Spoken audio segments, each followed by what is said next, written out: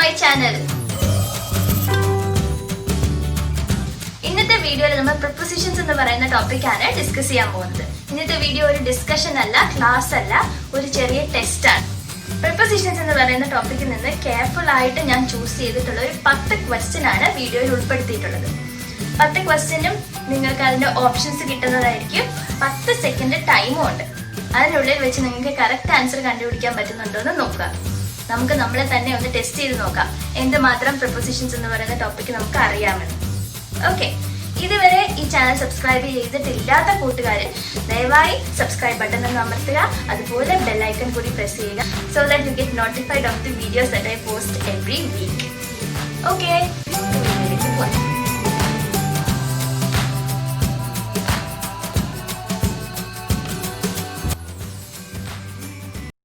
Question number 1.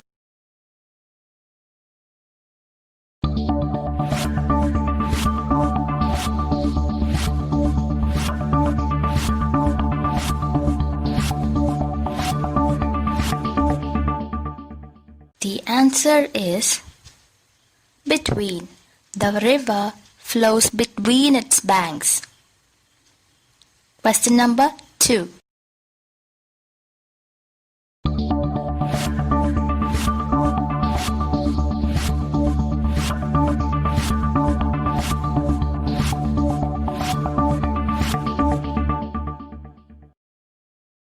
The answer is 2. He was appointed to the job last day. Question number 3.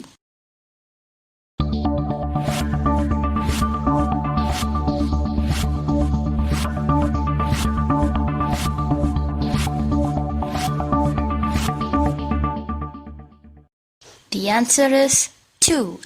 There is an exception to every rule. Question number 4.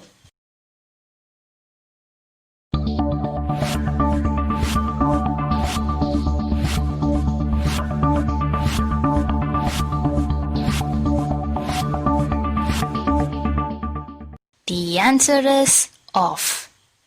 He has deep distrust of his neighbors. Question number 5.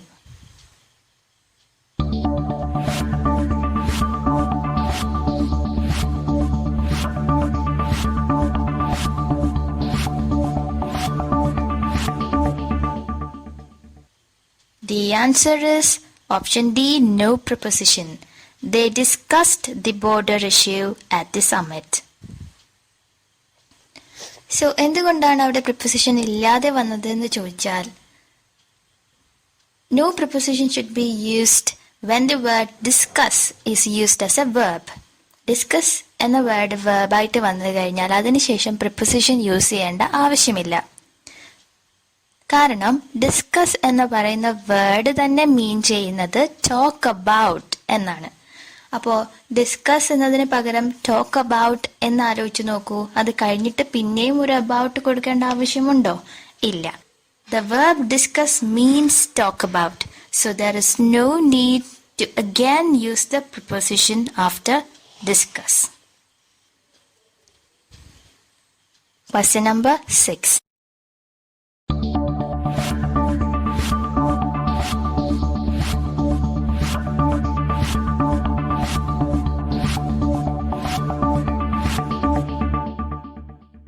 The answer is option D, no preposition. The science club comprises 20 members. അതെന്തുകൊണ്ടാ അവിടെ preposition ഇല്ലാതെ വന്നത് എന്ന് ചോദിച്ചാൽ, മിക്കവരും comprises of എന്ന answer ചെയ്തിരിക്കാൻ chance ഉണ്ട്. പക്ഷേ comprise എന്ന വേർഡിന് ശേഷം ഓഫ് എന്ന വേർഡ് ഉപയോഗിക്കണമെങ്കിൽ ആ സെന്റൻസ് പാസീവ് വോയിസിലുള്ള ഒരു സെന്റൻസ് ആയിരിക്കണം. ആക്റ്റീവ് വോയിസിലും പാസീവ് വോയിസിലും സെന്റൻസസ് ഉണ്ടെന്ന് നിങ്ങൾക്കറിയാം. അതിനെപ്പറ്റി നമുക്ക് ഡീറ്റെയിൽഡ് ആയിട്ടൊരു ക്ലാസ് എടുക്കാം. ഇപ്പോൾ പെട്ടെന്ന് എങ്ങനെ ഒരു സെന്റൻസ് പാസീവ് വോയിസിലാണോ ആക്റ്റീവ് വോയിസിലാണോ എന്ന് മനസ്സിലാക്കാൻ പറ്റുമെന്ന് നോക്കാം. പാസീവ് വോയിസിലാണ് എന്നുണ്ടെങ്കിൽ കംപ്രൈസ് എന്ന വേർബിന് തൊട്ട് മുന്നേ ഇസ് എന്ന ഒരു വേർബ് ഉണ്ടാവും. ഇസ് എന്നുള്ളത് ബി എന്ന വേർബിന്റെ ഫോമാണ്, ഒരു ഫോമാണ്. ബി എന്ന വേർബിന്റെ ഏതെങ്കിലും ഒരു ഫോം കംപ്രൈസ് എന്ന വേർഡിന് മുന്നേ വന്നിട്ടുണ്ടെങ്കിൽ നമുക്ക് തീർച്ചയായിട്ടും കംപ്രൈസ് എന്ന് പറയുന്ന വേർഡിന് ശേഷം ഓഫ് എന്ന് ചേർക്കാം. പക്ഷെ ഇവിടെ ഈ സെന്റൻസ് എടുത്ത് നോക്കുകയാണെങ്കിൽ ദ സയൻസ് ക്ലബ് കംപ്രൈസസ് എന്നേ ഉള്ളൂ. കംപ്രൈസസിന് മുന്നേ നമുക്ക് യെസ് എന്നോ ആം എന്നോ ആർ എന്നോ വാസ് എന്നോ വേറെന്നോ ഒന്നും കാണാൻ കഴിയുന്നില്ല. അതുകൊണ്ട് the sentence is in active voice. ഇത് ആക്റ്റീവ് വോയിസിലുള്ള ഒരു സെന്റൻസ് ആയതുകൊണ്ട് കംപ്രൈസസ് കഴിഞ്ഞിട്ട് നമ്മൾ ഒരു പ്രിപ്പോസിഷനും ചേർക്കേണ്ട ആവശ്യം ഇല്ല. അതേസമയം കംപ്രൈസിന് മുന്നേ ഇസ് എന്നൊരു വേർബ് ഉണ്ടായിരുന്നു എന്നുണ്ടെങ്കിൽ തീർച്ചയായിട്ടും അതിനുശേഷം നമ്മൾ ഓഫ് എന്ന പ്രിപ്പോസിഷൻ ഉപയോഗിക്കേണ്ടതായിട്ട് ഉണ്ടായിരുന്നു. For example, the house is comprised of a living room, bedroom and a kitchen. Science club comprises 20 members. രണ്ടാമത്തെ സെന്റൻസ് നോക്കൂ. The house is comprised of a living room, bedroom and a kitchen. അതിനകത്ത് comprised എന്ന verb നിൽക്കുന്നത് ശരിക്കും പറഞ്ഞാൽ V3 ഫോമിലാണ്. അതായത് passive വോയിസിലുള്ള ഒരു സെന്റൻസ് ആണിത്. കംപ്രൈസിന് മുന്നേ ഇസ് ഉണ്ടെങ്കിൽ ശേഷം ഓഫ് കൂടി കൊടുക്കുക. We are moving on to question 7.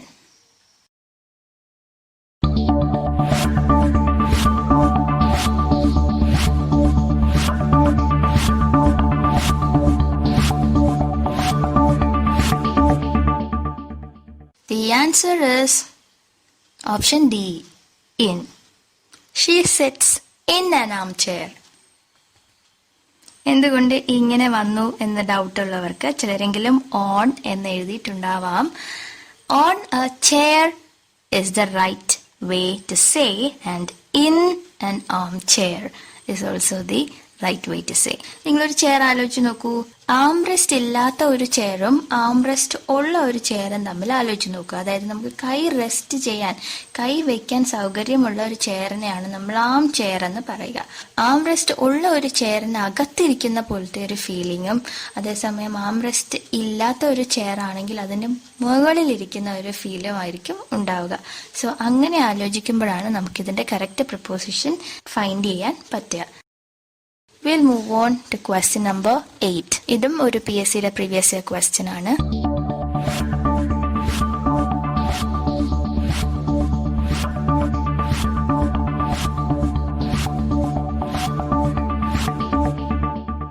The answer is option C, no preposition. At the stroke of the bell, all the students entered the hall. ചിലരെങ്കിലും entered into എന്ന് എഴുതാൻ ശ്രമിച്ചിട്ടുണ്ടെങ്കിൽ enter എന്ന് പറയുന്ന വേർഡ് തന്നെ മീൻ ചെയ്യുന്നത് to come or go into a place അല്ലെങ്കിൽ room അല്ലെങ്കിൽ എവിടെയോ ആയിക്കോട്ടെ to come or go into എന്നാണ് enterന്റെ മീനിങ്. സോ പിന്നെ നമ്മൾ into എന്ന് എഴുതേണ്ട ആവശ്യം ഇല്ലാത്തത് കൊണ്ടാണ് നമ്മൾ അവിടെ പ്രിപ്പോസിഷൻ ഒന്നും കൊടുക്കാത്തത്. The verb enter itself means to come or go into a place. So it would be a repetition to use into again as the preposition. Moving on to question number 9.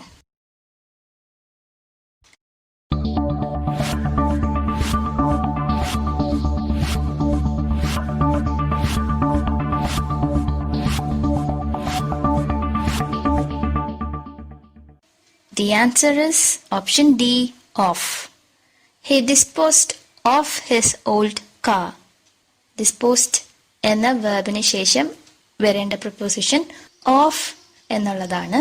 അവിടെ preposition ഇല്ലാതെ എഴുതാൻ കഴിയില്ല. Question number 10, again a previous year question from PSC.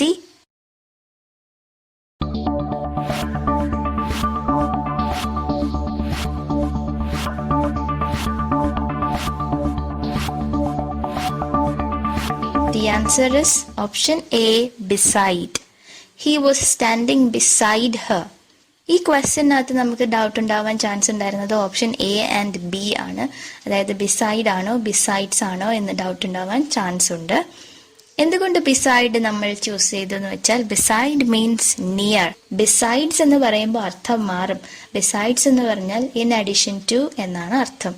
For example, Ramu and Raju were present there besides me.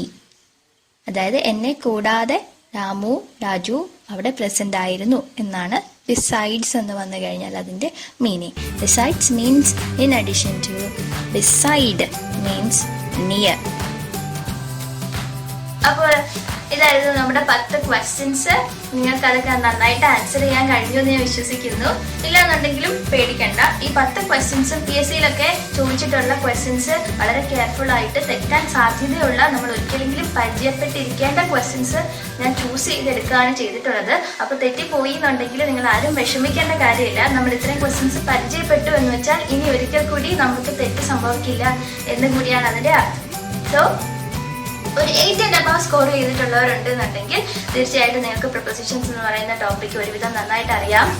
ഇനി prepositions എന്ന് പറയുന്ന ടോപ്പിക്കിൽ നിന്ന് ഒരു ക്ലാസ് അല്ലെങ്കിൽ ഒരു ഡിസ്കഷൻ വേണമെന്നുണ്ടെങ്കിൽ, ഒരു വീഡിയോ കൂടി വേണമെന്നുണ്ടെങ്കിൽ തീർച്ചയായിട്ടും നിങ്ങൾ കമന്റ് ചെയ്യുക. ഇതുവരെ ചാനൽ സബ്സ്ക്രൈബ് ചെയ്തിട്ടില്ലാത്ത കൂട്ടുകാരുണ്ടെങ്കിൽ ചാനൽ സബ്സ്ക്രൈബ് ചെയ്യുക. വീഡിയോ ഇഷ്ടപ്പെട്ടിട്ടുണ്ടെങ്കിൽ ലൈക്ക് ചെയ്യുക.